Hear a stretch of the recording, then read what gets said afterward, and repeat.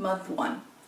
So my first one is existential crisis. So Happy New Year, why are you here? There's a subconscious push for you to feel like either you want this for yourself, or there's something about, maybe something that you thought about for a really long time. Maybe you're really into Emily in Paris.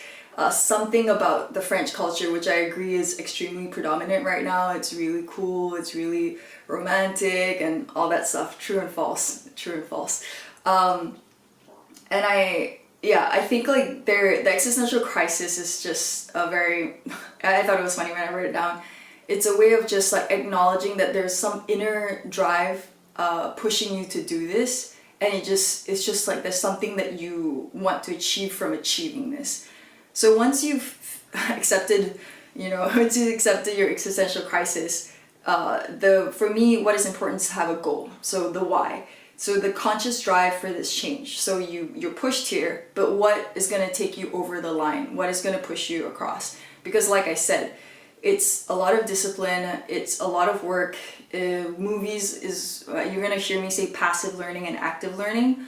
So for me, it's very, very important for you to have an idea of what is the thing that you're driving towards. Not just a feeling, not just this is cute, because it's not even cheap to do this. Because like if you're gonna get the things that I recommend, I'm not saying that they're super expensive. I think they're value for money, but it still costs money and it costs time. So if you're gonna do this, I really, really, really do think that besides the fact that you want to, you need to have a why. Again, going back to before I needed it for school, what is your reason? And that could be your driving force. Your driving force is not passing the B2 exam. Your driving force is, what do I need this ticket to get me to? And I also do think like something to keep in mind is incrementalism. So about like every little day, every little step, and not so much like big chunks, big goals, random dreams. So the way I'm going to phrase things is like continue with this and then do this a week, or some actionable number.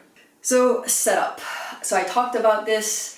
Passive and active learning. So passive learning is leisure and cultural. So there are movies. I personally use Criterion a lot because they have like a huge library of new wave films like Godard, Carné, Varda, and like Betty Blue. There's a different name in French, but on the site it's going to be Betty Blue.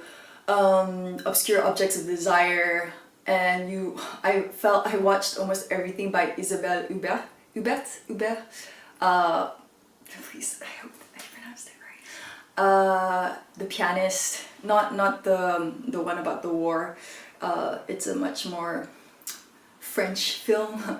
So movies. Oh, Fat Girl. Fat Girl's great. I'm gonna recommend a lot of feminist things, but Fat Girl's great. And YouTube. So for YouTube, there were two particular YouTubers who really, really inspired me. One was Purple Palace, and her name is Shayna. And I drop into her channel once in a while, like even currently, because there's just this thing about watching someone living their dreams and passions that really inspires me, because you're like, oh wow, this is possible. And one thing that she said during one of her vlogs is just like, whatever age you're gonna be, because I've moved 4 continents and I'm just like, am I gonna start over again?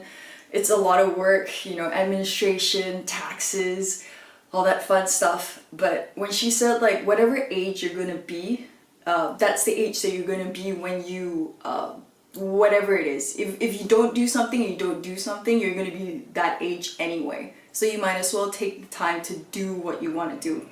So her journey is really inspiring. It's very, how would you say, dreamy, which I think like not a lot of straight arrow people would appreciate. But I really love watching her. I will put most of everything that I say in links, like I have it in red links. And another person that I really like is Damon Dominique. One, his personality, I like how grounded he is, and I like obviously how funny he is. Also, he has definitely a very clear vision of how he wants to present the world. I think he's extremely relatable because he's very humble, and he also has he taught like certain concepts of French grammar, which I found really helpful. And in the end, like he made a French course. I'll admit, like I bought both of them. The first one was helpful at the beginning, but then once you started like with the other things that I'm gonna recommend, you get a bit more deep into it. But I think like as a starting point, he's great. But if you're gonna really start with him, you need to finish his course like super quick, because they give a really good breakdown. But like any language, there's too many irregularities to take everything from someone who's not a French native. And especially if you're gonna try to be extremely correct grammatically, because even the French have issues with their own language because there's so many irregularities. I had this discussion once. Okay, I want to keep this short. I had this discussion once with this French director, and he said to me like, "Oh, our language is so ridiculous. Like, you know, the C with the little like thing at the bottom, like that's because one of the kings fell in love with a Spanish princess." And I just said like, if language represents life, then language should have irregularities. I mean, or else like we can't communicate with something so formal. Anyway, so the next thing is Spotify music, just getting used to the rhythm and then like singing it and then hearing words repeated. I will put my personal playlist on the links below, on my description box below. And obviously Netflix. So a lot of people love Call My Agent. It is extremely fast, so people who recommended like, oh, watch it with like French subtitles, I'm like, impossible. And at the beginning it's impossible. Yes, they have a lot of things that you like, but I think just enjoy the storytelling, get used to hearing it. That's how I would use it, at least at the beginning. I won't rewatch it again because it's one of those series that I don't personally feel the need to relive it. And a great one is The Circle in French, because one great thing about reality TV shows is that they repeat the same things over and over and over and over again because the vocabulary is not really that deep.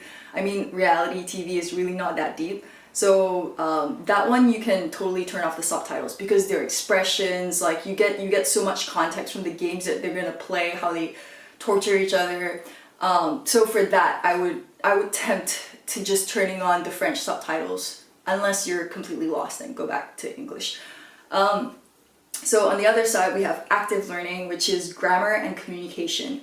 So this is where you want to this is where you're putting in the effort to learn the language. The other one is kind of just like, I'm receiving it, this is interesting, like I'm getting used to it. Like for all the days that you weren't born in a French-speaking country, this is how you make up for it. So everything that you were doing before in English, like podcasts, music, movies, entertainment, all of that, change it to French. So active learning, there are 2 to 3 books I would recommend. It really, because it's very hard to like distinguish where my level was exactly. This is one of the books that I used for the most part. It's called Grammaire Progressif. It looks like this. This is the intermediate level. Again, like, you have to like, because no one starts, if you're starting at super, super basic, like not even A1, then you would go and get like the A1 versions of these kind of books.